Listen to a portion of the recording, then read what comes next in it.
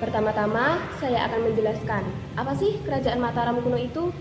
Kerajaan Medang atau sering disebut Kerajaan Mataram kuno adalah kerajaan Thalassocracy yang berdiri di Jawa Tengah pada abad ke-8, kemudian berpindah ke Jawa Timur pada abad ke-10 Masehi yang didirikan oleh Sanjaya. Kerajaan ini dipimpin dan diperintah oleh Wangsa Syailendra dan Wangsa Isyana. Sejarah kerajaan ini cukup panjang yang dimulai sejak abad ke-6 Masehi.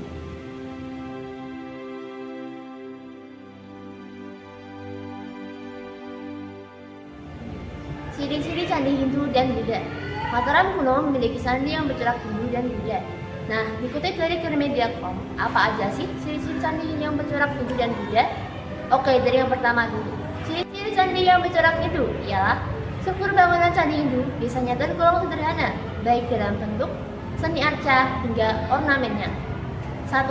Pintu masuk candi Hindu biasanya terdapat kepala kala yang dilengkapi dengan rahang bawah. Yang kedua, candi-candi Hindu cenderung lebih ramping dan menjulang tinggi. Yang ketiga, candi Hindu biasanya terbentuk kelompok beberapa candi dan candi utama berada di belakang candi perwara seperti Candi Prambanan. Yang keempat, candi Hindu biasanya memiliki arca Dewi Trimurti. Yang kelima, pada puncak candi Hindu terdapat bentuk ratna. Yang keenam, candi Hindu memiliki 3 struktur bangunan, yakni Purloka, Uparloka, dan Savarloka. Yang ketujuh, candi Hindu biasanya merupakan tempat pemakaman raja dan tempat penyembahan kepada dewa-dewa. Contoh candi Hindu yaitu Candi Prambanan, Candi Dieng, dan juga candi. Lalu yang kedua, ciri-ciri candi yang bercorak Buddha ialah 1. Candi Buddha biasanya digunakan sebagai tempat pemujaan. Yang kedua, candi Buddha memiliki 3 struktur bangunan yakni Kamadatu, Rupadatu, dan Arupadatu. 3. Pada puncak candi Buddha memiliki stupa. Yang keempat, candi Buddha pasti memiliki patung Buddha. Yang kelima, candi Buddha biasanya memiliki candi utama yang dikelilingi oleh candi-candi di sekitarnya seperti Candi Borobudur. Yang keenam, candi Buddha memiliki relief yang mengisahkan ceritanya sendiri. Yang ketujuh, candi Buddha memiliki bentuk bangunan yang cenderung tambun. Yang kedelapan, pintu candi Buddha biasanya memiliki kepala kala yang mulutnya menganga tanpa rahang bawah dengan makara ganda di masing-masing sisi pintu candi tersebut.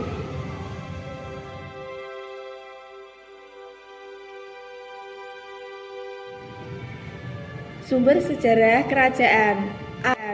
A. Prasasti. Prasasti Cangal, Prasasti Kalasan, Prasasti Balitung, dan Prasasti Klurak. B. Candi. Candi Prambanan, Candi Borobudur.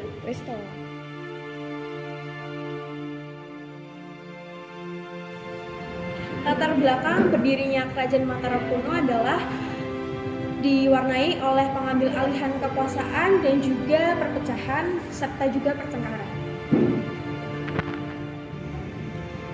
Sejarah singkat Mataram kuno. Mataram kuno diberikan pada abad ke-8 sampai abad ke-11. Mataram kuno diperintah oleh 3 dinasti, yaitu dinasti Sanjaya, dinasti Syailendra, dan juga dinasti Isyana. Setelah Rakai Panangkara berhasil mengambil alih kekuasaan, lalu terpecah kepemimpinan dan dibagi menjadi 2. Pada saat pemerintahan dinasti Isyana, ibu kota kerajaan dipindahkan ke Jawa Timur oleh Empu Sindok.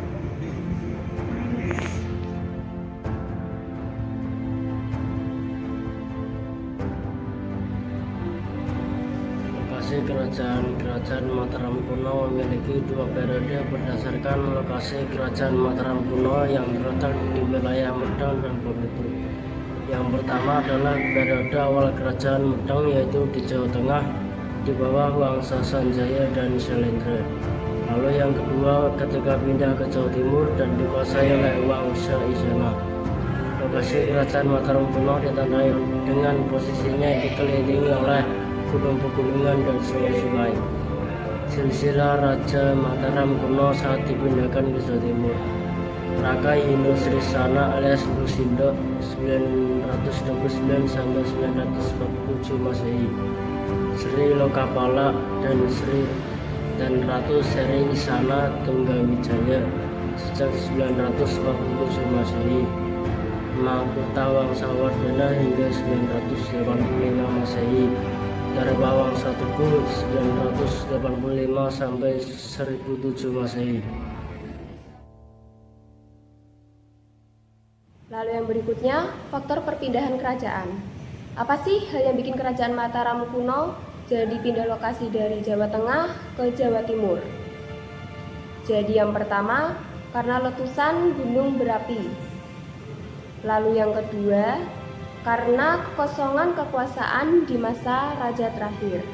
Setelah raja terakhir Mataram kuno yaitu Raja Sumbah Dyah Wawa meninggal dunia, tidak ada lagi penerus kerajaan karena Raja Sumbah Dyah Wawa tidak memiliki keturunan, sehingga kepemimpinan kerajaan diturunkan kepada penasihatnya yaitu Mpu Sindok. Dalam kepemimpinan Mpu Sindok, keadaan kerajaan Mataram kuno terbelah menjadi dua, yaitu dinasti Sanjaya dan dinasti Syailendra. Lalu keduanya bersatu kembali karena adanya pernikahan antara Rakai Pikatan dari dinasti Sanjaya dan Pramodawardhani dari Wangsa Syailendra. Tetapi pada tahun 928 Masehi, Kerajaan Mataram kuno berpindah ke Jawa Timur dan berganti nama menjadi Kerajaan Medang. Karena pergantian nama inilah Kerajaan Mataram kuno dianggap sudah tiada. Lalu faktor yang ketiga adalah Kerajaan Mataram kuno juga bermusuhan dengan Kerajaan Sriwijaya dengan Wangsa Syailendra. Peninggalan kerajaan diambil dari gramedia.com. Adapun peninggalan kerajaan Mataram kuno meliputi beberapa hal antara lain Prasasti Canggal, Prasasti Plurak, Prasasti Kalasan, Prasasti Kedu atau Matyasih, Prasasti Ratu Boko, Prasasti Gedong Songo, Prasasti Borobudur, Prasasti Mendut, Candi Sewu, dan Candi Prambanan. Terima kasih. Kehidupan di berbagai bidang di Kerajaan Mataram kuno. Yang pertama, kehidupan beragama. Kehidupan beragama di Kerajaan Mataram kuno ada dua kepercayaan, yaitu Hindu oleh dinasti Sanjaya dan Buddha oleh dinasti Syailendra. Yang kedua, kehidupan sosial. Kehidupan sosial di Kerajaan Mataram kuno ada bagian golongan masyarakat berdasarkan kasta, yakni kasta Brahmana, Ksatria, Waisya, dan juga Sudra. Lalu menurut berita dari Cina bahwa ibu kota Kerajaan Mataram kuno dikelilingi oleh tembok dari batu bata dan kayu. Yang ketiga, kehidupan ekonomi. Wilayah sekitaran Kerajaan Mataram kuno itu dikelilingi oleh pegunungan dan sungai-sungai yang besar. Maka dari itu warga Mataram kuno bermata pencaharian sebagai petani, pengrajin, dan pedagang. Lalu Kerajaan Mataram kuno juga menerapkan sistem pajak yang dipungut oleh para pejabat yang bertanggung jawab anti korupsi. Yang keempat, kehidupan budaya di Kerajaan Mataram kuno. Kerajaan Mataram kuno memiliki kebudayaan yang bernilai sangat tinggi. Hal itu dibuktikan dengan banyaknya peninggalan berupa prasasti dan candi yang masih bisa dilihat sampai sekarang. Candi-candi Kerajaan Mataram kuno ada yang bercorak Hindu dan juga bercorak Buddha. Seni pertunjukan yang ada pada saat itu adalah pertunjukan wayang. Kemudian tari-tarian yang biasanya ditampilkan pada saat upacara penetapan sima atau disebut dengan tanah bebas pajak.